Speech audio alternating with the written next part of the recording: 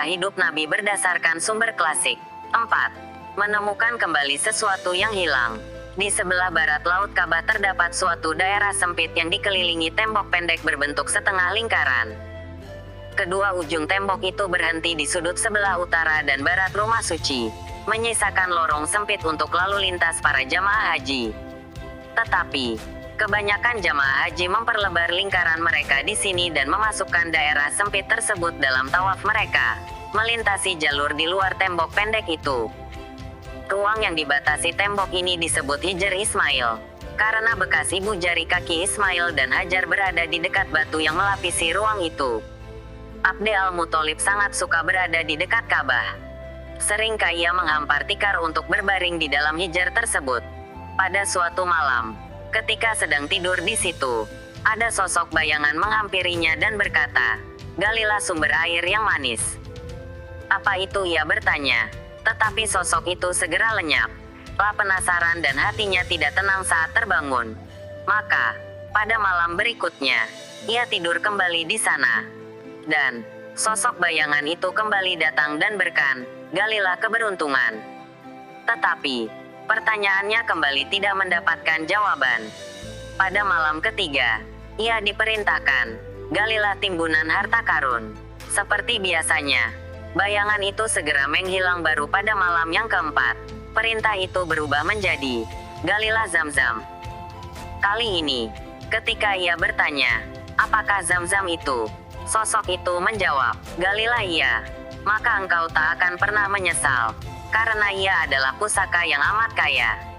Dari nenek moyangmu yang paling luhur, lah tak akan pernah kering, tidak juga berkurang dalam memenuhi kebutuhan semua jamaah haji." Kemudian, sosok itu memerintahkan untuk mencari suatu tempat yang lembab penuh darah, penuh kotoran, tempat semut-semut bersarang, dan burung gagak mematuk-matuknya. Akhirnya, ia disuruh berdoa, demi air jernih yang melimpah dan akan memberi minum seluruh tamu Tuhan melalui hajinya. Petik 2. Ketika fajar menyingsing, Abd al-Muthalib bangun dan meninggalkan hijr di sebelah utara rumah suci yang disebut sudut Iraki. Kemudian, ia berjalan sepanjang dinding sebelah timur laut yang berujung di pintu Ka'bah. Beberapa langkah di depannya, ia berhenti dan dengan takzim mencium Hajar Aswad. Dari situ ia mulai tawaf, kembali berjalan menuju sudut Iraki, melintas hijr menuju sudut sebelah barat yaitu sudut Suriah dan kemudian menuju Sasut Yaman yang mengarah ke selatan.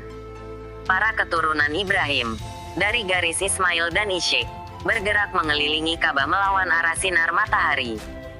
Ketika berjalan dari sudut Yamani menuju Hajar Aswad, Abd al-Muthalib dapat melihat lembah gelap Abu Kubais dan di seberangnya perbukitan timur, yang tampak dipancari cahaya kemuning. 7 kali ia berkeliling, dan setiap kali pula cahayanya bertambah terang, karena fajar telah menyingsing di Arab dan malam pun berakhir. Setelah tawaf, ia meninggalkan Hajar Aswad menuju pintu Ka'bah sambil menggenggam cincin logam yang tergantung di kunci, lalu memanjatkan doa yang telah diajarkan. Tiba-tiba terdengar suara kepakan sayap dan seekor burung hinggap di atas pasir di belakangnya. Kemudian burung lain pun hinggap. Setelah berdoa, ia menoleh dan melihat burung-burung itu bergerak menuju 2 bongkah batu besar berbentuk patung, yang terletak kira-kira 100 yard di depan pintu. 2 batu itu dianggap berhala, dan di antara kedua batu itulah kaum Quraisy biasanya menyembelih kurban.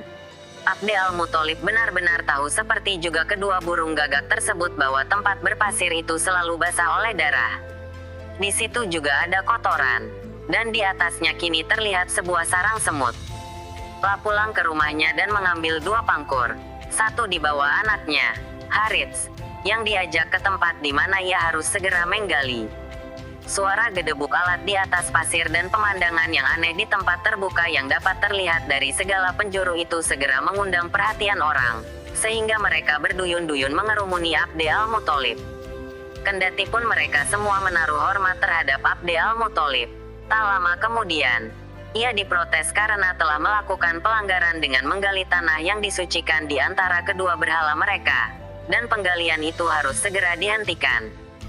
Abd al-Muthalib bersikeras tidak akan berhenti dan menyuruh Harits agar tetap mendampinginya dan memperhatikan agar tak seorang pun menghalangi penggalian tersebut.